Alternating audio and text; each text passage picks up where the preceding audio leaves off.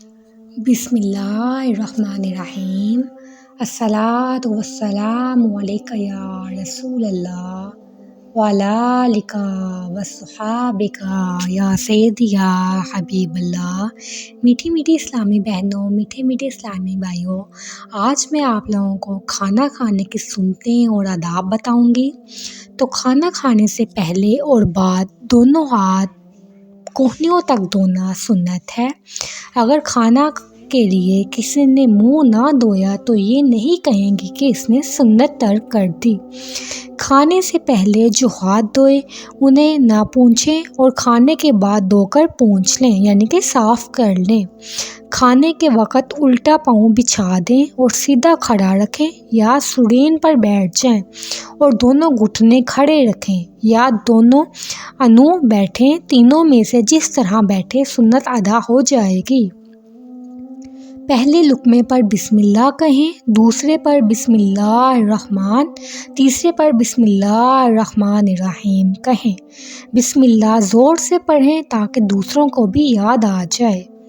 کھانا پینے سے پہلے یہ دعا پڑھ لیں، تو اگر کھانے میں زہر بھی ہوگا تو اثر نہیں ہوگا۔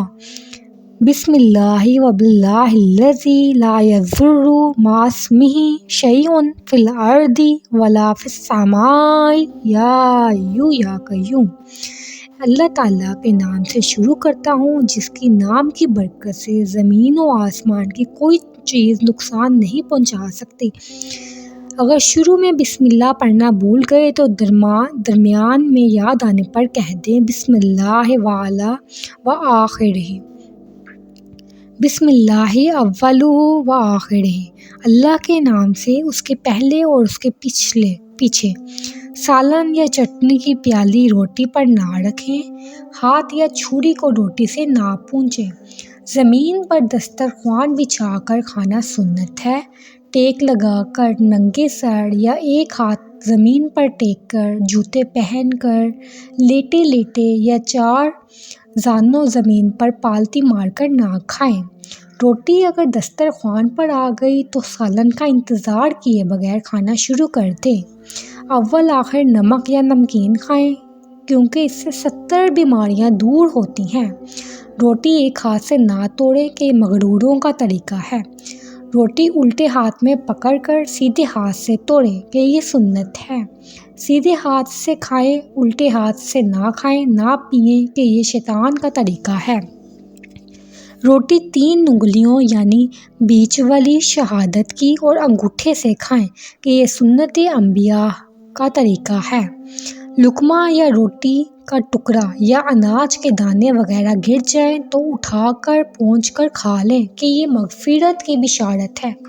امام غزالی رحمۃ اللہ فرماتے ہیں روٹی کے ٹکڑوں اور ریزوں کو چن لیں کہ حدیث میں آیا ہے جو شخص اس طرح کرتا ہے اس کے عیش و عشرت میں وسعت ہو جاتی ہے اور اس کے بچے صحیح سلامت اور بے عیب ہوں گے، وہ ٹکڑے حوروں کا مہر ہوں گے۔ گری ہوئی روٹی کو اٹھا کر چومنا جائز ہے۔ دسترخوان پر جو دانے وغیرہ گر گئے انہیں مرغیوں یا چڑیوں یا گائے بکری وغیرہ کو کھلا دیں تو یہ جائز ہے۔ کچرا کنڈی گندی جگہوں یا راستے میں نہ پھینکیں۔ کھانے میں کسی بھی قسم کا عیب نہ نکالیں، مثلاً یہ نہ کہیں کہ لذت نہیں، کچارا گیا ہے، تھیکا بہت ہے یا پھیکا بہت ہے وغیرہ وغیرہ۔ پسند ہے تو کھا لیں ورنہ ہاتھ روک لیں۔ برتن کے بیچ میں سے ابتدا نہ کھائیں بلکہ اپنے قریب کے کنارے سے شروع کریں کہ ہر طرف ہاتھ نہ ماریں۔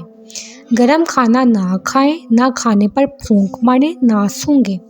کھانے کے دوران اچھی باتیں بھی کرتے جائیں۔ جان بوجھ کر کھانا کھاتے ہوئے چپ رہنا آتش پرستوں کا طریقہ ہے۔ کھانے کے دوران اس قسم کی باتیں نہ کریں جن سے لوگوں کو گھن آئے۔ کھانے کے بعد اچھی طرح سے انگلیاں چاٹ لیں، ان میں جھوٹا نہ لگا رہنے دیں ورنہ شیطان انگلیاں چوستا ہے۔ کھانے کے بعد جو شخص برتن چاٹتا ہے تو وہ برتن اس کے لیے دعا کرتا ہے اور کہتا ہے کہ اللہ تعالیٰ تجھے جہنم کی آگ سے آزاد کرے جس طرح تو نے مجھے شیطان سے آزاد کیا۔ اور ایک اور روایت میں ہے کہ برتن اس کے لیے استغفار کرتا ہے۔ سبحان اللہ۔ کھانے کے بعد تنکے سے دانتوں کا خلال کریں کہ سنت ہے۔ کھانے کے بعد دعا پڑھیں، الحمدللہ الذی اطعمنا وسقانا وجعلنا من المسلمین۔ ٹھیک ہے۔ چھوٹے چھوٹے لقمے لیں اور اچھی طرح چبا کر کھائیں۔ دوسروں کے لقمے کو نہ تاڑیں۔ مٹی کے برتن میں کھانا افضل ہے۔ حدیث پاک میں ہے جو اپنے گھر میں مٹی کے برتن بنواتا ہے فرشتے اس گھر کی زیارت کرنے آتے ہیں۔ سرکار مدینہ صلی اللہ علیہ وسلم کو حلوہ، شہد، سرکہ، کھجور، تربوز اور لوکی یعنی کہ کدو شریف بہت پسند تھے۔ گوشت میں دست، بازو، گردن اور کمر کا گوشت بہت پسند تھا۔ آقائے مدینہ صلی اللہ علیہ وسلم کبھی کبھی تربوز اور کھجور یا ککڑی اور کھجور یا روٹی اور کھجور ملا کر تناول فرماتے تھے۔ ککڑی کو نمک لگا کر کھانا بھی سنت ہے۔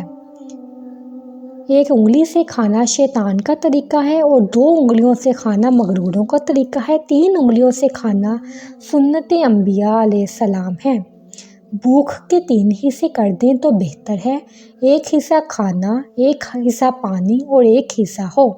مثلاً 3 روٹی میں سیر ہو جاتے ہیں تو 1 روٹی کھائیں، 1 روٹی جتنا پانی پی لیں اور باقی حصہ خالی چھوڑ دیں۔ اگر پیٹ بھر کر بھی کھا لیں تو کوئی گناہ نہیں۔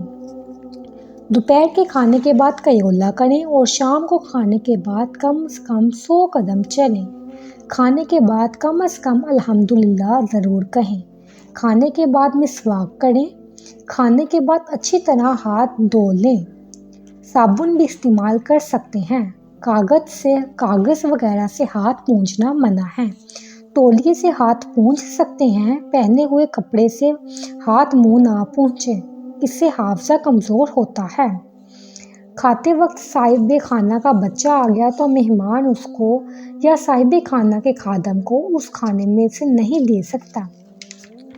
تو اب میں آپ لوگوں کو یہ بتاتی ہوں کہ اگر آپ لوگوں کے کھانے وغیرہ میں مکھی گر جائے تو کیا کرنا چاہیے۔ سرکار مدینہ صلی اللہ علیہ وسلم فرماتے ہیں جب کھانے میں مکھی گر جائے تو اسے غوطہ دے دو اور پھینک دو، کیونکہ اس کے ایک بازو میں شفا ہے اور دوسرے میں بیماری۔ کھانے میں گرتے وقت پہلے بیماری والا بازو ڈالتی ہے، لہٰذا پورا ہی غوطہ دے دو۔ تو اب آپ لوگوں نے کوشش کرنی ہے کہ اگر آپ لوگوں کے کھانے میں مکھی وغیرہ گر جائے تو آپ لوگوں نے اس کو کھانے کے اندر ڈبو کر پھر پھینک دینا ہے تو وہ شفا بن جائے گا۔ اے ہمارے پیارے اللہ عز و جل، ہمیں سنت کے مطابق کھانا اور پینے کی توفیق عطا فرما، آمین بجاہ النبیین صلی اللہ علیہ وآلہ وسلم۔ تو اگر آپ لوگوں کو میرا ویڈیو پسند آیا تو ویڈیو کو لائک کیجئے، چینل کو سبسکرائب کر دیجئے، کیونکہ یہ آپ لوگوں کی طرف سے ایک پیار ہوتا ہے، ایک انعام ہوتا ہے، ایک محبت ہوتی ہے۔ کسی اور امیزنگ ویڈیو میں میں آپ لوگوں کے ساتھ حاضر ہوں گی۔ اللہ آپ سب کو خوش رکھے، تب تک کے لیے مجھے اجازت دیجیے۔ اللہ حافظ۔